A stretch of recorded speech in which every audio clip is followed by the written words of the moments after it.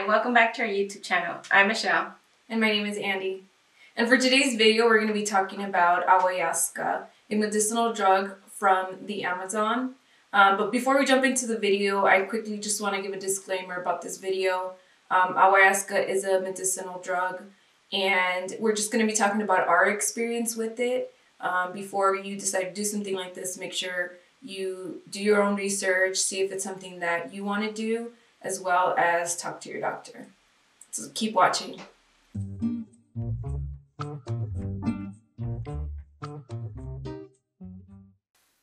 So let's go back. Where did we get the idea of wanting to do ayahuasca or even considering it? Do you want me to answer that, or are you gonna answer it? I'm asking you. I first heard about Ayahuasca back in 2015. I remember I was watching an episode of Chelsea lately, and she was talking about how she had went to the Amazon to go do ayahuasca. And so I saw the whole episode, and I was like super just fascinated and intrigued that she had done something like that. And I think my first thought was like, wow, like that's crazy and incredible and life-changing that she would do something like that. And so I just began to look it up, and I looked it up for a really long time, did a lot of Google searches, watched some documentaries, saw some YouTube stuff about it, and I was like, I want to do it. And I think once you found out about it, you had told me about it, and then we just dived right into watching all the videos in so many different places, because they just don't do it in Peru. They also do it in other places. I've also seen documentaries where they do it in Africa. But yeah, that's pretty much where that idea got started. Yeah, and so basically, ayahuasca, according to people's experience and even our experience, it helps a lot of people to deal with, emotional distress. Maybe you have some depression, some anxiety, addiction. It could be an array of different things. It's not just, one thing or the other. And at the time I was going to therapy, and you were also going to therapy. And I was on medication. And she was on medication. I wasn't. And so I was like, we read a lot into it. I would watch movies or documentaries talking about what ayahuasca was. And the reason why was because I didn't want it to taint my experience, right? Like I didn't want to get paranoid and be like, oh my God, this is going to happen or that is going to happen. So I just kind of left it to, where I would be like, I'm going to have my own experience. So yeah, I was mostly just doing like the research part of it and just learning what it was about and just, making sure if it was right for me. At the time when my sister was researching it, I was just probably in my second year of therapy and on depression medication and anxiety medication. And after doing that intense research, I was willing to take on that leap of actually doing ayahuasca. It's actually I wouldn't say it's a big risk, but it's a risk because we have kids, we have family. It's a really big risk. I mean, worst case scenario is like people commit suicide or they die, and that's a really big risk. But, based on what I was reading, it's like things like that were happening because people were on, let's say, an antidepressant medication or anxiety medication, and they were still on it while doing ayahuasca. And, or, other things have happened to people. But I think that's why it's important to do the research and know exactly what it is that you're getting yourself into. They advise you that even if you're on medication, to get off of it maybe like a few weeks before you actually go do ayahuasca, because the two don't mix well. And so, you need to just be like clear-minded, clear-headed, and not have any other, not just like prescription medication, but also to any, illegal medication as well. Yeah. So I got off my medication. I just got off of it cold turkey, both depression and anxiety medication. I wouldn't suggest anybody do that because I know it has its side effects. But I did a week before we went to Peru to try ayahuasca. I mean, everybody needs to make their own decisions as to what's good for them. This is what worked for us. And so, yeah, we ended up in Peru April 1st, 2016. And which was 3 years ago now, and we ended up in Iquitos, Peru, which is a small city in Peru, and we took a 45-minute bicycle / motor car ride from the airport all the way to the small village where we stayed at in Peru, and we stayed at a retreat center that was inside the Amazon. That was very inside the Amazon, and it was very camp-like. Everything was built by the villagers and the owner himself. There's no electricity. Very traditional style of like, just in terms of like the way things were built out of like kind of straw and bamboo and like wire and wood mostly. You have outdoor bathrooms, so there's like no plumbing. Everything's kind of like just in buckets with seesaw for you to use a bathroom. Everything's very simple. Like she said, there's no electricity. You use candles at night when there's no light. They even had a man-made lake that they had made. Outdoor shower as well. So, I mean, in essence, it really does take you out of your comfort zone. And I think that's one of the things that people also need to consider when going out there. You're not going to have the comfort of having any luxuries that you would have at home or in a city. So that's one thing to think about. And then, so once you get there, the first thing that you have to do is detox your body. And so the way that works is that you, the shaman actually prepares a pot of organic tobacco straight out of the Amazon. They boil it, and then they give everybody pretty much like a small shot glass or two of pure tobacco. So you drink that, and then you start to vomit profusely. But it's all to get any toxins and try to clear your body of anything that you might have in it. So you just take a few minutes and you just vomit and vomit and vomit, which was not nice. Yeah, it's really intense, especially on the first day. It was pretty intense, and yeah, basically your body's just going to get rid of as many of the toxins as possible to prepare you for the actual ceremony itself, which is to take ayahuasca. They also put you on a plant-based diet. You really don't need, try not to consume dairy or meat. A lot of it is fruit, oatmeal, very basic things to make, very basic things to eat. Lots of water.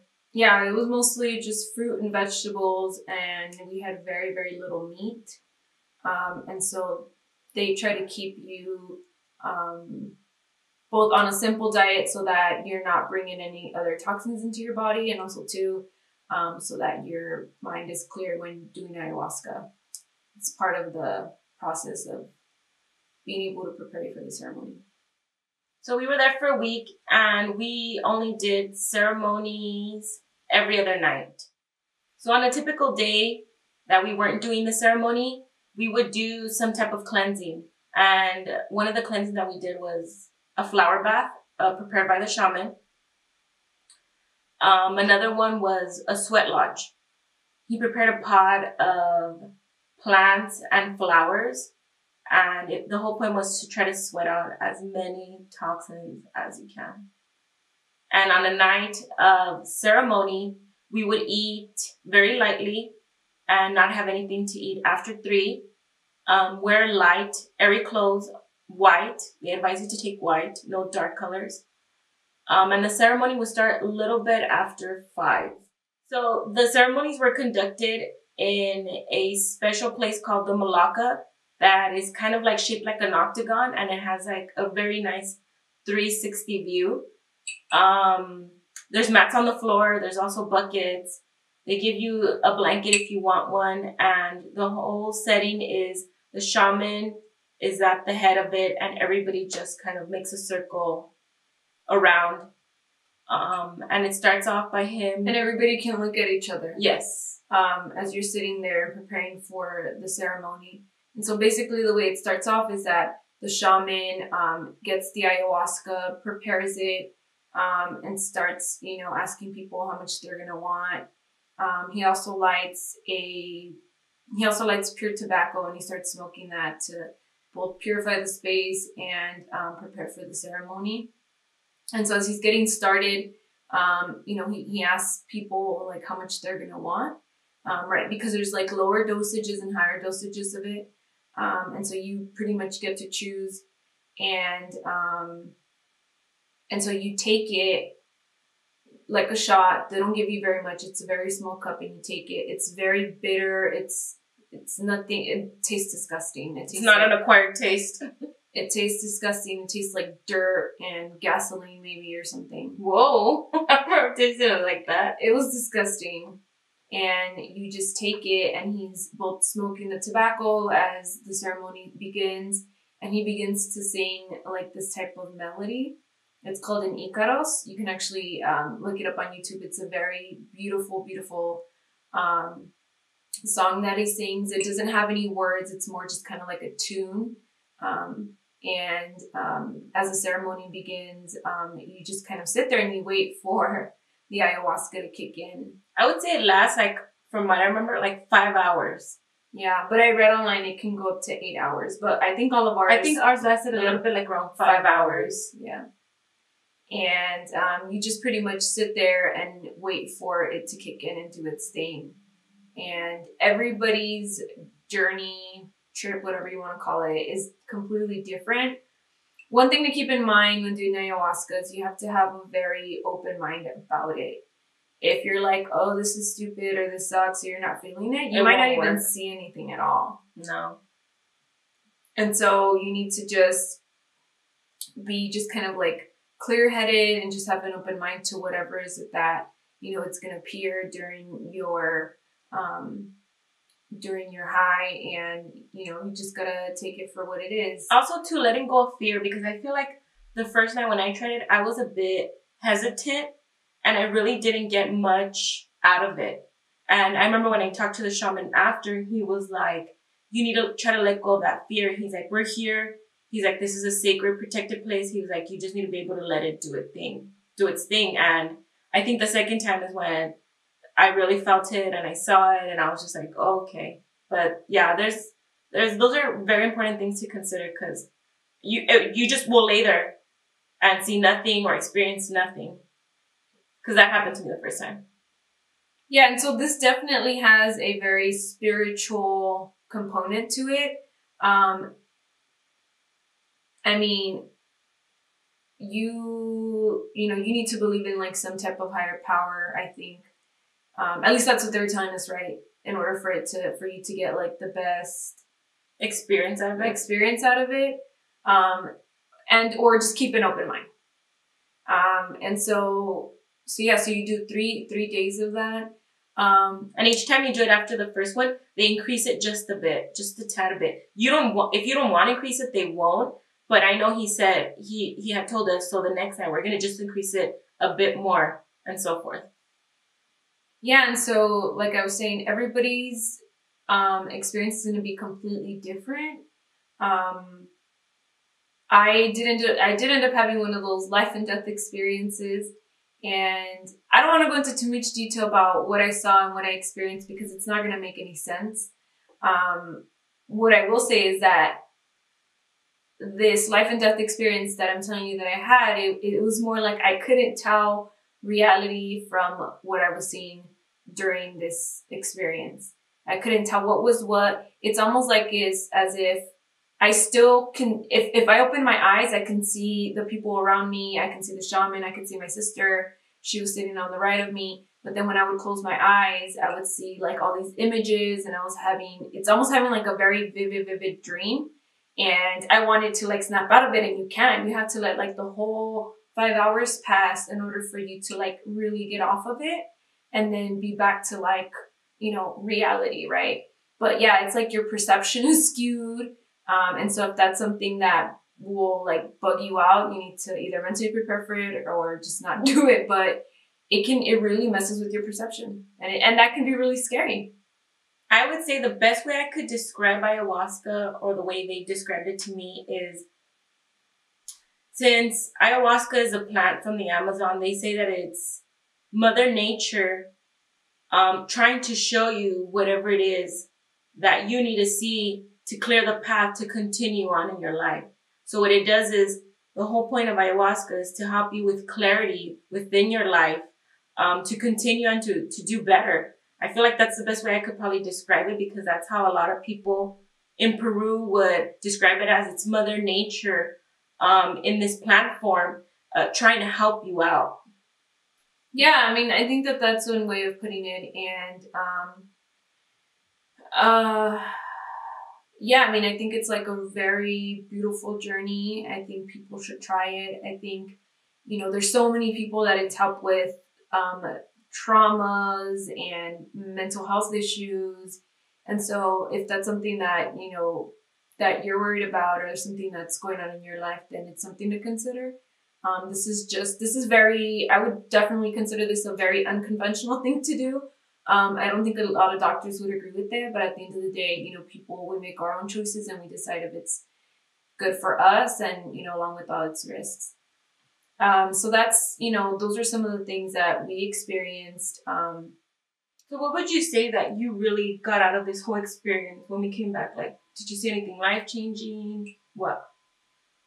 Well, the thing was, like, for me, I went in there very just open-minded, so I didn't know what to expect. And I was like, I might not even see anything, and that kind of, you know, made me a little sad, but I think I got more than, you know, what I paid for at the end of the day. I think my experience was a little heavy in the sense that I had a lot of baggage that I had been dealing with, and recently during that time. So I saw a lot of it during that experience. I think I saw the things that I was experiencing through therapy. I kind of saw it from like a different perspective through ayahuasca. Mm. And I think not only did it give me clarity on a lot of like my past trauma, but I think it also gave me a lot of just peace. A lot of peace with, you know, old baggage and things that just have happened to me, and just kind of like put a lot of those things to rest. So you could say it helped you let go of a lot of things then. Yeah, and I think it also, and I would also say like just closure on things that, you know, I had experienced earlier years in my life. I think I went with the intentions of helping me with my depression. At that point, I was still pretty deep in my depression since I was on medication. I really wanted to get off medication at that time. Before going, I wasn't hopeful that I was going to get off. I thought I was going to be on it for a while. There was times where it just felt so far away of getting off medication. So going, not being on the medication, and just seeing where it takes me, it was great. I came back and I felt like I turned a new leaf. It's kind of hard to explain, but it helped me so much with my depression. I wouldn't say I still struggle with it. I feel like I really learned how to cope with it better. After that, did I fall into any more deep depressions? No. I felt like I really learned how to get a better handle of it. I feel like there's times where I kind of dip here in and out, but like with regular emotions, like I struggle and then I get better. But that return back from Peru, things were different, very different. And I feel like that is the one thing that I'm very grateful for, because it was tough. So the trip itself was very affordable, or at least at the time. We ended up spending a little bit less than $2,000, about $1,650 per person for the trip. It was $800 for the retreat, and then we ended up paying $800 for the flight. At the end of the day, it was all worth it. The only regret I have is that we didn't have more time to spend in Peru to be able to explore. For example, I go to Machu Picchu. But I wouldn't suggest that you do exploring while you're at the retreat, because it's really important just to kind of focus on why you're there, what you're doing there, and just getting like your mind right and prepared for the ceremonies. Also too, like if you're in a small village, I think logistically it doesn't make sense, because you have to be traveling. And from what I saw, there were not any cars. Yeah, no. And so I think it also probably be costly. So it would make sense to either go a few days ahead of time to go explore, or a few days after you're done with the ceremony. But even after, I felt like even after the ceremony, like when we were done and like we were getting ready to go home, you feel like in a daze, like that's it, it's over. And so it was a really beautiful experience. I would definitely do it again. I would too. I would do it again in a heartbeat, and I would encourage, if you think it's for you, and you think it would help you heal and the things that you're going through, I would encourage you to do it as well. So I really hope you guys got something out of this. Our experience was great. Maybe if you're considering it, just make sure you do your research. Also really consider if you're on medication, you know, dot all your I's, cross all your T's, because we did. At least it took us a year before we even went to Peru.